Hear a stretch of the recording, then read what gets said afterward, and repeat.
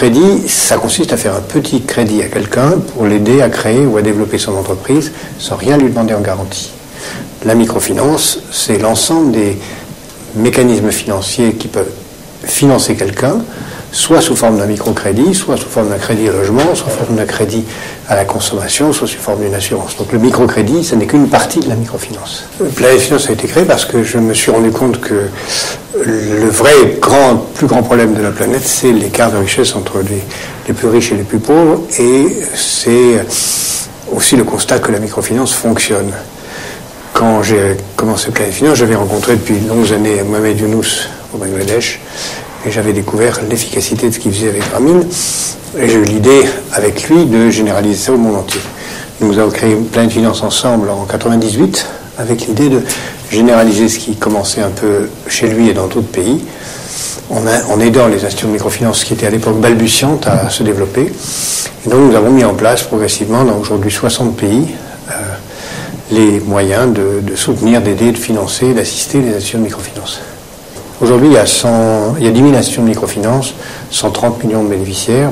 Planète Finance, comme je vous l'ai dit, travaille dans 60 pays et soutient aujourd'hui 7 millions de ces micro-entrepreneurs. Et essentiellement, le mécanisme fonctionne sur l'idée que lorsqu'on fait un prêt à quelqu'un, lorsqu'une institution locale fait un prêt à quelqu'un, elle lui demande pas de garantie. Et cette personne ne fournit pas de garantie parce qu'elle n'a pas de garantie à fournir, elle est trop pauvre pour ça. Ou dans le pays, il n'y a pas de droit de propriété, il n'y a pas de possibilité de fournir une hypothèque. Donc ça fonctionne sur la confiance.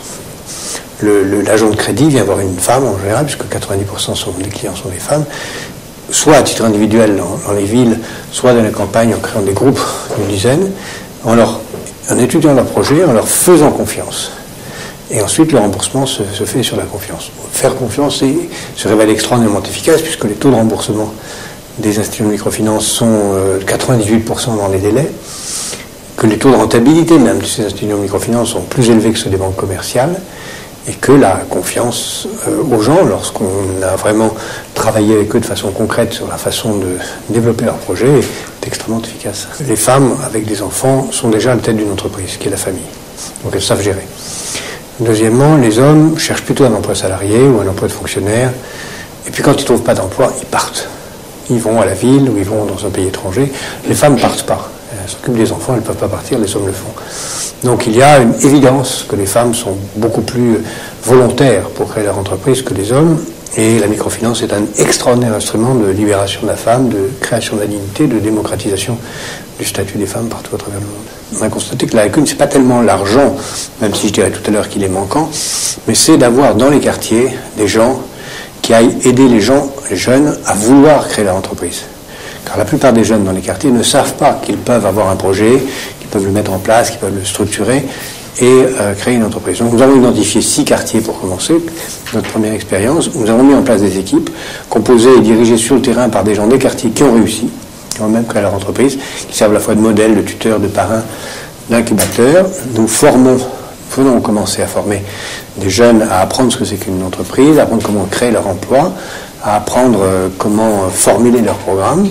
Et puis nous avons déjà commencé à financer des projets, soit sous forme de prêts par des institutions bancaires ou de microcrédit, soit par un fonds d'investissement que nous avons créé qui s'appelle Financité, Finance et Cité.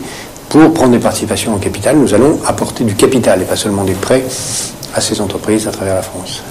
Nous pensons qu'il y a un très grand réservoir d'initiatives, de créativité chez les jeunes qui peuvent vouloir non seulement trouver leur emploi dans une entreprise ou dans une collectivité, mais se lancer dans l'aventure de réaliser leur rêve, qui peut être de créer, que ce soit un orchestre, une pizzeria, une société de logiciels ou une compagnie de taxi ou un laboratoire informatique. C'est-à-dire si ce en quoi ils sont uniques peut être utile à d'autres et donc créer une entreprise. Lorsqu'on se pose cette question, soit on complète sa formation, soit on va jusqu'à la création d'entreprise, où on développe ce qu'on a déjà fait, et c'est extraordinairement efficace. Il y a beaucoup d'argent disponible dans les services publics ou dans les services sociaux, dans ce que nous sommes en train de monter. Ce qui manque, c'est la capacité des jeunes à prendre conscience de ce que prendre des risques, se lancer dans l'aventure, chercher des gens pour vous aider, c'est